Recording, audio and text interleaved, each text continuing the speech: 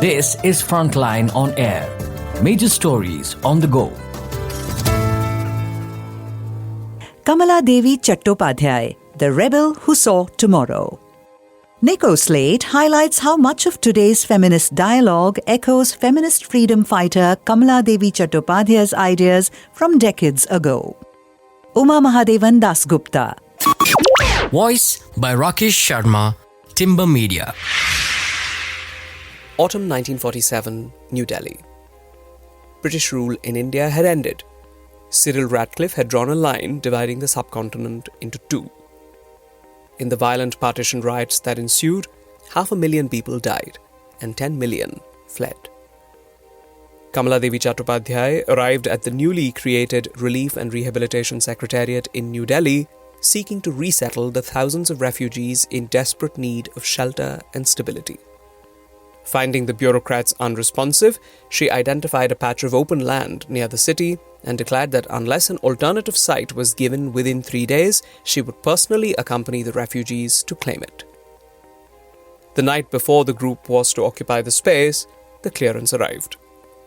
This is how Kamaladevi helped set up a new settlement for refugees in Faridabad in newly independent India. Nico Slate's biography of Kamaladevi is thoughtful and deeply researched.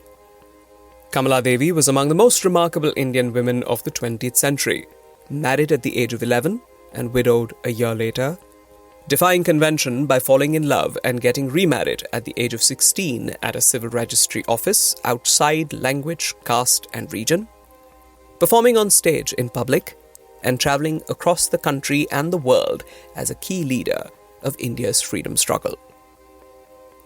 Kamaladevi's life story contains much more, and Slate retells it with rich detail and insight. At the age of 18, she went to England and did fieldwork in London's slums. In the 1920s, she was one of the first women to stand for election to a legislature in colonial India. She was a founder and the first secretary of the All India Women's Conference. She was one of the first women to be arrested in the freedom struggle. She co-founded a socialist group within the Indian National Congress. She opposed partition. In the true spirit of Gandhian action, she worked for grassroots social change through the revival of Indian arts and crafts for sustainable livelihoods. She founded institutions that became part of the narrative of modern India. In addition to these extraordinary achievements, she wrote incessantly and reflected on the work. Slate quotes the socialist leader Yusuf Meherali's vivid description of her writing style. Quote, "She always carries a typewriter with her even on her travels, much to the exasperation of her friends, and sits in a crowded third-class railway compartment, typing out articles direct on the machine instead of writing them first by hand." Unquote. Making of a feminist. Kamaladevi was born into an affluent and progressive family in colonial Mangalore. Her mother, Girijabai, an associate of Pandita Ramabai, helped to form the first women's organization in the district. When Kamaladevi's father died, the family property went to a male relative. Kamaladevi felt this injustice sharply. Quote, "Women had no rights and we should qualify to stake our claims and assert them. The question was not one of possessions, but of principle." Unquote. A child widow herself, she saw the suffering and ostracism that widows experienced. She noted that the word widow itself was used as a term of abuse. They were souls in agony. Another issue that concerned her greatly was domestic violence.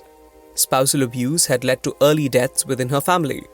Kamaladevi was determined to work for a future in which no woman would need to fear such abuse. In 1919, in Bombay, Kamaladevi went with her sister-in-law Sarojini Naidu to hear Gandhi speak. The draconian new Rowlatt Act allowed the colonial state to detain political prisoners without trial. In protest, Gandhi had called for a day of fasting and prayer. A sea of humanity had gathered on Chowpatty Beach. The next day, Gandhi spoke with measured clarity about his new strategy of satyagraha, or passive resistance. He said, quote, "This is going to be a great struggle with a powerful adversary. If you want to take it up, you must be prepared to lose everything and train yourselves to the strictest non-violence and discipline." Unquote. Kamaladevi was ready. For her, satyagraha was a compelling force. Quote, "The application of this concept of satyagraha as a political weapon was startling and exciting. It was like gazing on a new instrument, complicated and powerful to operate." Unquote. How women joined the Dandi March. Even as she threw herself into nationalist politics, Kamaladevi continued to work for women's rights across the country. In Madras, she fought for maternity leave for women workers. In Madurai, she spoke to unionized women textile workers. In Mangalore, she helped organize women workers in the transport sector and cashew processing plants. In Bengal and Assam, she inquired into women's working conditions on tea plantations. And most powerfully, in March 1930, on the road between Jambusar and Amod in Gujarat, she challenged Gandhi himself. Catching up with the leader on his great salt march to Dandi, wherein only male satyagrahis had been chosen to accompany him, she urged Gandhi to recognize that women could indeed participate in every part of the freedom struggle, including direct action. She told Gandhi, quote, "The significance of a non-violent struggle is that the weakest can take an equal part with the strongest and share in the triumph as you yourself have said." Unquote. Gandhi agreed. "I felt I had won the world," Kamaladevi would recall later. The woman whom Yusuf Meher Ali described as a fearless crusader was also fearless about prison. When she entered the Bombay Stock Exchange to sell banned salt, she was arrested. Arrested again near Vijayawada, she laughed off the difficult jail conditions. Quote, "I've had the most glorious experiences in Gudivada. 2 days to get a change of clothes, 4 days to get toothpaste, 5 for a comb, and on to the 6th day, a cake of soap actually arrived." Unquote. In Vellore jail, in intense heat, she was kept in solitary confinement and allowed only 1 letter a month. Even the women who brought her food were not allowed to speak to her. Nevertheless, she wrote sardonically to fellow freedom fighter Acharya Kripalani about the British colonialists. Quote, "You and I will stick to the plains and its gloom, while our very illustrious friends rush to the imperial capital of the cool hill station of Shimla. Don't you wish they would settle down there forever and never come down again?" Unquote. In an important dimension of this biography, Slate describes how Kamaladevi challenged those who shaped India's freedom struggle to think beyond political independence from British rule to a more expansive meaning of freedom.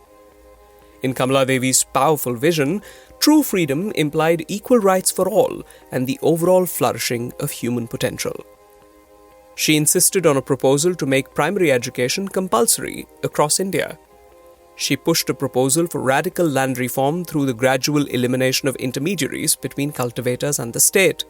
In a resolution on fundamental rights and economic policy, she argued with Jawaharlal Nehru over the word protection, pointing out that the use of the word was paternalistic and implied the inherent weakness of women. Even if her efforts did not always meet with success, they were ambitious in scope and added value to the quality of the deliberations. Through her extensive travels around the world, Kamaladevi built bridges of solidarity. In a lecture on BBC Empire in 1939, she spoke about Gandhi's vision for the liberation of the world. In the US, apart from the corridors of power, she also visited Sing Sing prison. With Eleanor Roosevelt, she shared the belief that a country is a collection of human beings. In 1941, encountering Jim Crow racism on a segregated train in Louisiana, she self-identified as a colored woman and refused to move from her seat. Writing about racial discrimination across the world, she pointed out that the Africa problem was in fact a world problem, one that, quote, divides the world between the white and the colored, the dominating and the exploited. A basic human problem that can only be overcome with a radical change in our social and economic values. Unquote. Integrity matters. Kamaladevi was a woman of principle and action. At a meeting of the UN Human Rights Commission, when the US declined to ratify the Covenant on Human Rights, the discussions that followed felt tedious and empty. Quote, "For weeks, we wrangled over punctuation marks in our meticulous drafts on notional decisions." Unquote. Slate shows how Kamaladevi, the institution builder, worked on a foundation of cooperation and collaboration. "Planning of projects is not a compiling of figures or tabulation of needs," she wrote, with wisdom gained from decades of impactful work on the ground. Quote, "It is very definitely a social act. It can succeed only with the active, responsible participation of the widest range of individuals and groups." Unquote. An important example of such collaborative work was a massive national handicrafts survey over several months and across 56,000 kilometers. Kamaladevi's effort to make handicrafts a part of daily life was based on a Gandhian vision of self-reliance. She herself travelled to the small town of Chamba in the Himalayas to visit a master artist known for her exquisite embroidered rumals. In Kalahasti, she went to meet one of the last surviving master craftsmen of Kalamkari. From Hyderabad, in blazingly hot weather and wearing a wet towel on her head, she drove to Pochampalli to offer support to handloom weavers. It is an example of Slate's quiet style that this one telling detail, the wet towel, conveys Kamaladevi's dauntless commitment to endure the heat and get on with the work. It seems almost unbelievable that so much can be put into one life. Yet somehow, Kamaladevi did it all. Slate tells her story with clear-sightedness and balance. As a biographer, he respects Kamaladevi's lifelong privacy about her personal life, even as he draws connections between her personal life and the principles for which she fought. The Kamaladevi who comes alive in these pages is a Gandhian who argues with Gandhi, but also lives by his ideals throughout her life. A socialist who argues for women's rights, a feminist with an inclusive and intersectional approach, a nationalist political leader with a global vision of freedom, a woman of action who fights for refugee rehabilitation, and a fierce believer in arts and crafts not only as a source of sustainable livelihoods, but as a wellspring of human creativity. Wordsworth wrote about the French Revolution. "Bliss it was in that dawn to be alive, but to be young was very heaven." Like the best books about the freedom struggle, The Art of Freedom conveys, through the life of its extraordinary subject, the powerful and deeply felt emotions of another dawn. Slate weaves a textured narrative about a woman of action and intellect who was far ahead of her times, who challenged orthodoxy with her own radical and uncompromising vision of freedom, and who wore her achievements lightly. This is a tremendous book that deserves to be widely read. The Art of Freedom, Kamaladevi Chattopadhyay and the Making of Modern India, by Nico Slate. Uma Mahadevan-Dasgupta is in the IAS. This is Frontline on Air. Major stories on the go.